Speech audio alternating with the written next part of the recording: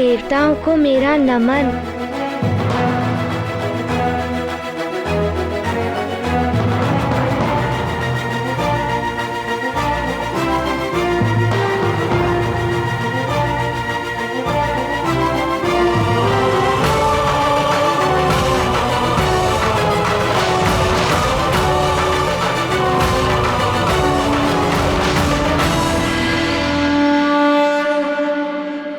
मेरे लाल,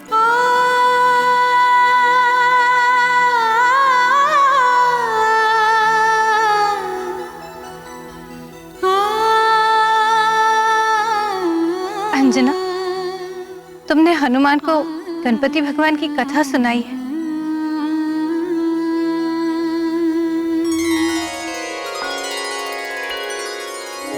तुम्हारे जैसा पुत्र पाके मैं धन्य हो गया हनुमान। तुम्हारी सदा विजय हो।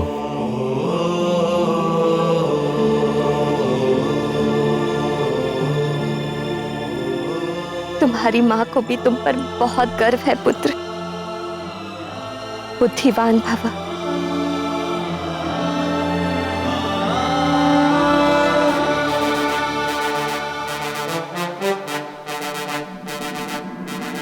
हे ईश्वर, इस परिवार के सुख को यूं ही बनाए रखना प्रभु। इस पर किसी की कुदृष्टि न पड़े।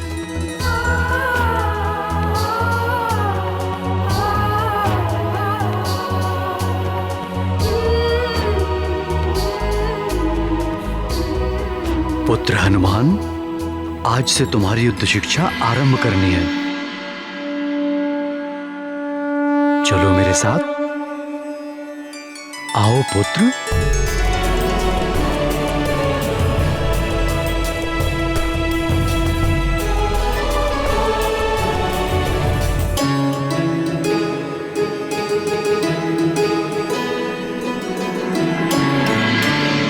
मातली, तुम मेरे सारथी ही नहीं, मेरे सबसे विश्वसनीय सहायक भी हो। इसीलिए हम तुम्हें पुंजिक स्थला अर्थात हनुमान की मां अंजना को वापस लाने का कार्य सौंप रहे हैं। क्षमा करें देवराज, आप देवताओं ने हनुमान को दिव्य शक्तियां प्रदान की हैं। आपने स्वयं उन्हें वज्रांग बनाया है। यदि उन्होंने मुझे रोका तो मैं उनका सामना नहीं कर पाऊंगा। किंतु हम नियमों के समक्ष विवश है मातली, तुम्हें जाना ही होगा। आपकी आज्ञा का पालन करना मेरा धर्म है।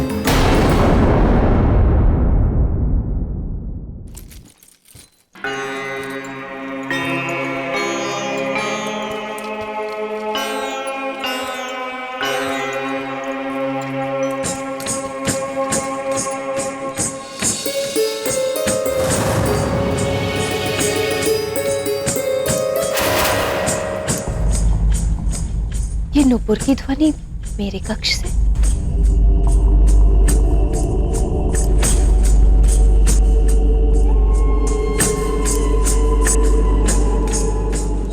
कहीं हनुमान फिर से कोई नई क्रीड़ा तो नहीं कर रहा?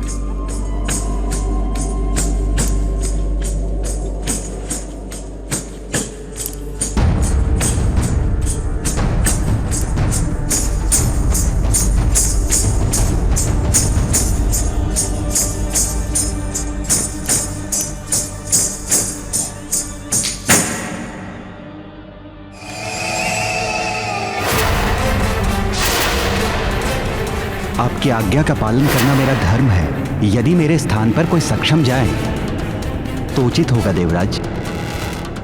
मैं हनुमान का सामना करने में असमर्थ रहूंगा। देवराज,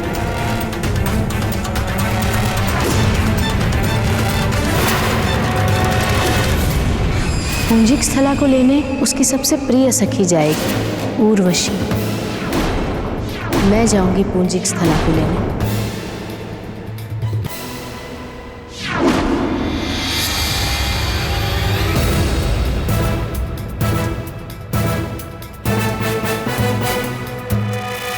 आप यहाँ मेरे कक्ष में? अच्छा हुआ कि तुमने मुझे पहचान लिया। मुझे तो लगा था तुम सब कुछ भूल चुकी होगी। आपको क्यों नहीं पहचानूंगी मैं? आप स्वर्ग की अप्सरा उर्वशी हैं। मेरे पुत्र के अभिषेक में आई थी आप। मैं कुछ और भूलने की बात कर रही हूँ और तुम मुझे ही पहचानने में लगी हो।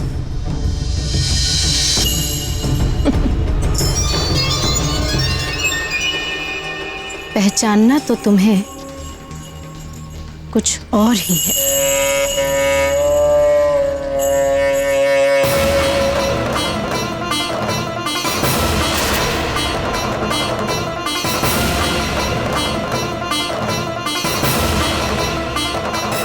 स्मरण है तुम्हें ये नुपुर?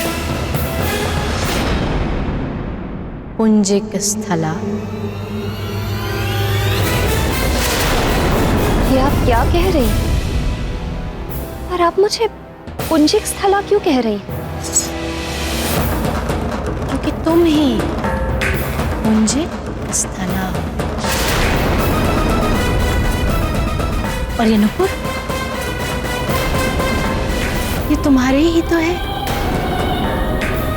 एक बार छूकर देखो इन्हें, तुम्हें सब स्मरण हो जाएगा।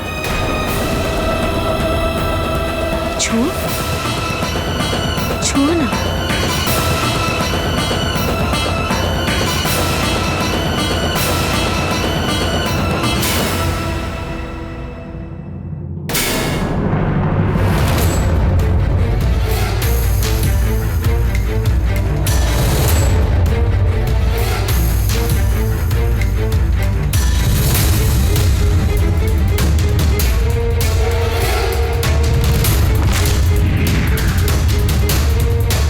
मिट्टी की बाम्बी में मुझे वानर आकृति दिख रही थी तो वानर बाहर नहीं, तेरे भीतर है।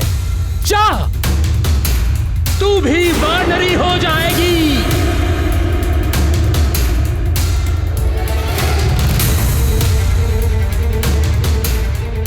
तू शोक न कर पुत्री, तुम्हें भगवान महादेव के अंश को जन्म देना होगा। उसके कुछ काल पश्चात तुम्हें अपना अप्सरा रूप पुनः प्राप्त हो जाएगा और तुम स्वर्ग को लौट सकोगी।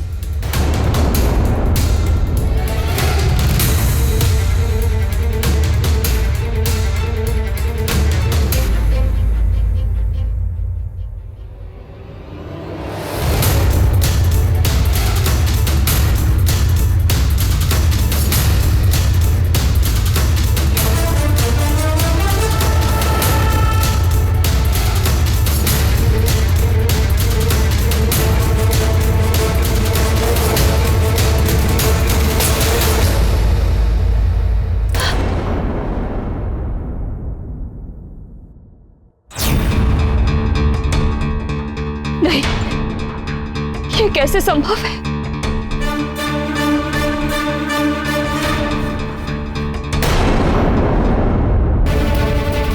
तो तुम्हें सब स्मरण हो ही आया। तो अब सुनो, तुम्हारे श्राप की अवधि समाप्त हो चुकी है, इसलिए अब तुम्हें स्वर्गलोक लौटना होगा। यह देवराज इंद्र का आदेश है।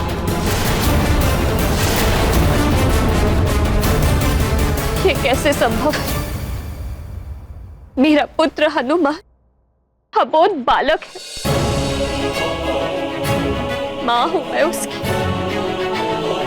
मुझे उसे योग्य बनाना, उसे छोड़कर मैं। अब तुम मां हो या महारानी, उससे कोई अंतर नहीं पड़ता।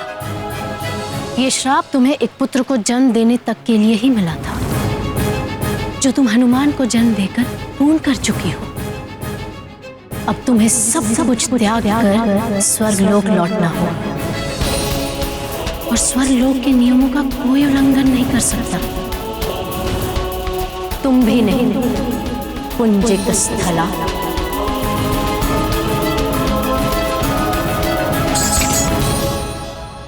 यही है तुम्हारा जीवन, तुम्हारा धर्म, पुंजिक स्थला।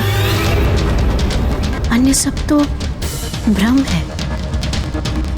ये नुपुर पहन लो और चलो मेरे साथ स्वर्गलोक। स्वर्ग के सुख तुम्हारी प्रतीक्षा कर रहे हैं।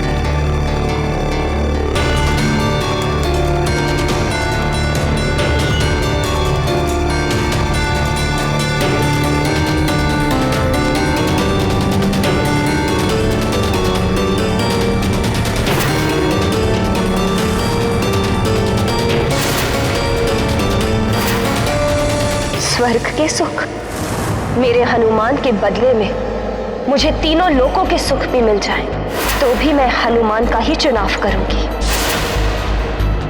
मेरा हनुमान ही मेरा सुख है, मेरा सबसे बड़ा सुख। ये नुपुर पुंजिक स्थला के हैं, हनुमान की मां अंजना के नहीं, और मैं अंजना हूं। ये नुपुर अंजना के पैरों में कभी नहीं बन सकते, कभी भी नहीं।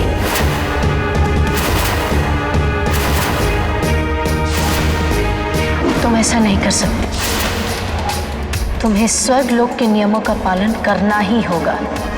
देवराज से क्षमा प्रार्थना के साथ कहना, हनुमान के लिए मुझे यहां रहना होगा। हनुमान को बाल्य अवस्था में ही दिव्य शक्तियां दी हैं देवों ने। अबोध बालक है वो, उसे संपूर्ण हनुमान बनने के लिए मेरे संस्कारों और सीख की आवश्यकता है।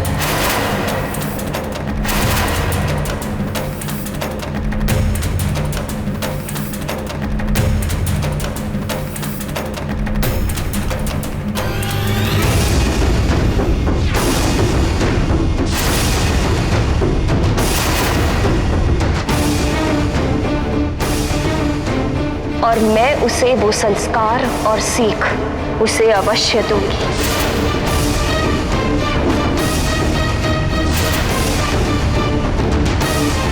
कहना देवराज से, मां हूं मैं, और मां के पैरों में नुपुर नहीं पायल शोभा देती है।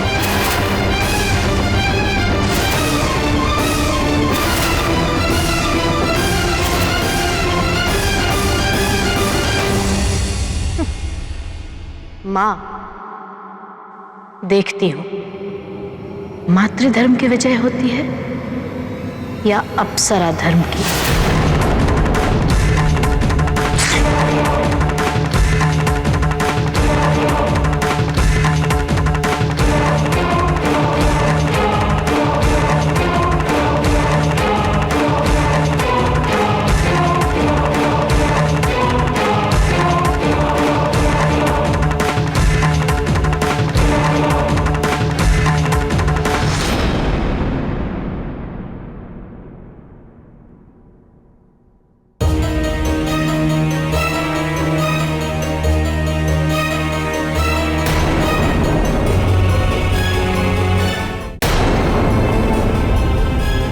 देवराज इंद्र बहुत हठी, नियम पालन के लिए वो कुछ भी कर सकते।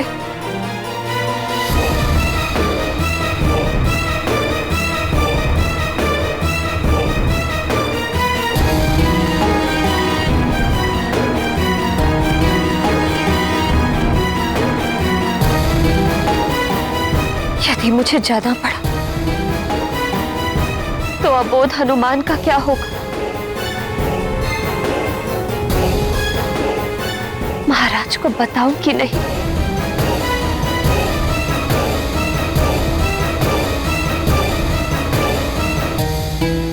और यदि हनुमान को ज्ञात हो गया कि मुझे जाना है तो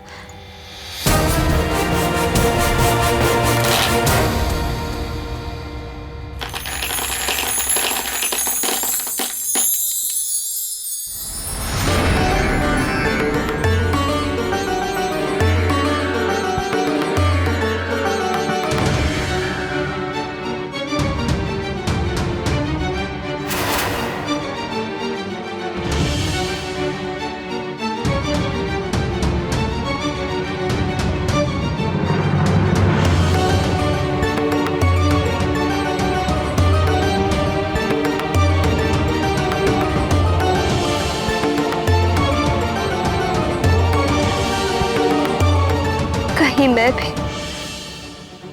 इन मोतियों की तरह टूटकर बिखर गई तो, और वो संस्कार जो मैं हनुमान को देना चाहती वो भी बिखर गए तो। नहीं, मैं भले ही टूट जाऊं उन संस्कारों को नहीं बिखरने दूंगी मैं।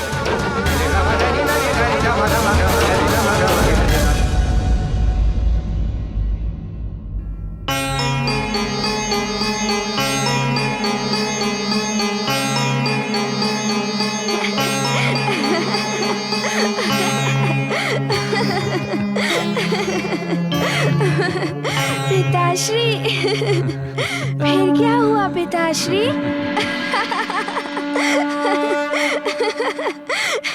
ये तो बड़ा ही अच्छा हुआ। कैसी मनमोहक हंसी है मेरे हनुमान की। इस हंसी पर तो तीनों लोगों के सुख न्योछावर।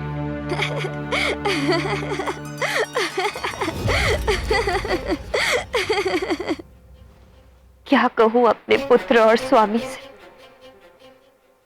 कि देवराज ने। तुम्हारे श्राप की अवधि समाप्त हो चुकी है। तुम्हें स्वर्गलोक लौटना होगा। ये देवराज इंद्र का आदेश है।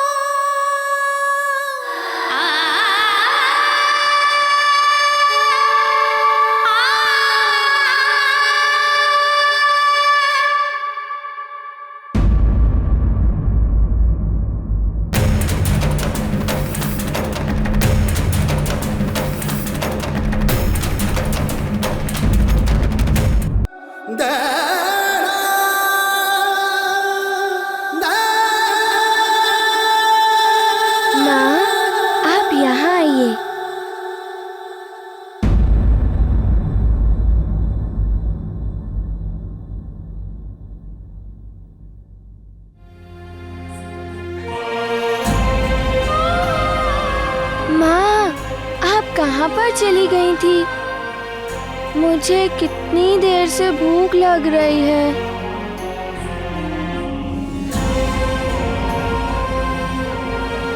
माँ, मैं ये सोच रहा था कि कब मेरी प्यारी सी सुंदर सी माँ आएंगी और मेरे लिए भोजन परोसेंगी और मुझे अपने हाथों से खिलाएंगी।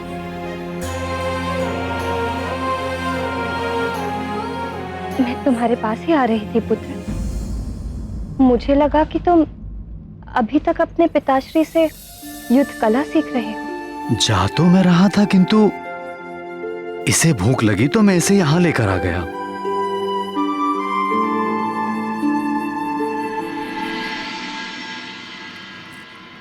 कैसी माँ हूं मैं। मेरे लाल को भूख लगी और मुझे ज्ञात ही नहीं। मैं भी न जाने कहाँ खोई हुई हूँ।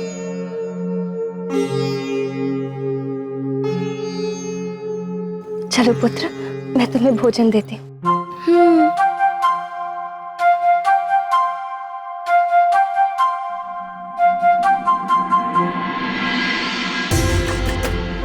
सेविकाओं, भोजन लेकर आओ।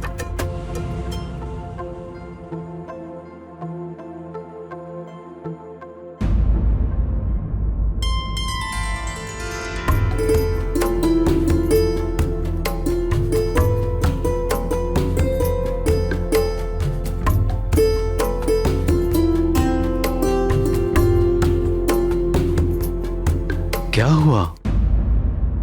कुछ विशेष?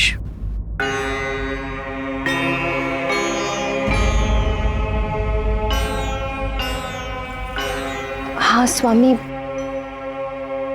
वो मेरे कक्ष। माँ, मुझे अपने हाथों से भोजन कराइए ना। अंजना, उसे भूख लगी है, पहले उसे भोजन करा दो।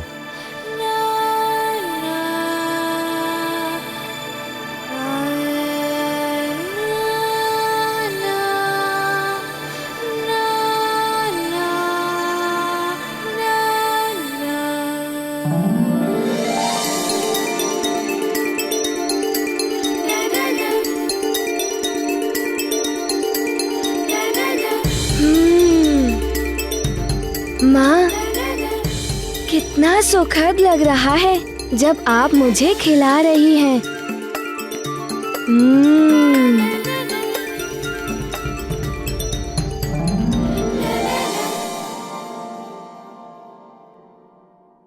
मेरे पुत्र की शिक्षा अपूर्ण है अभी, उचित अनुचित का ज्ञान नहीं। फिर कैसे समझ पाएगा वो किसी छल या संकट को? नहीं, मैं अभी अपने पुत्र को छोड़कर नहीं जा सकती।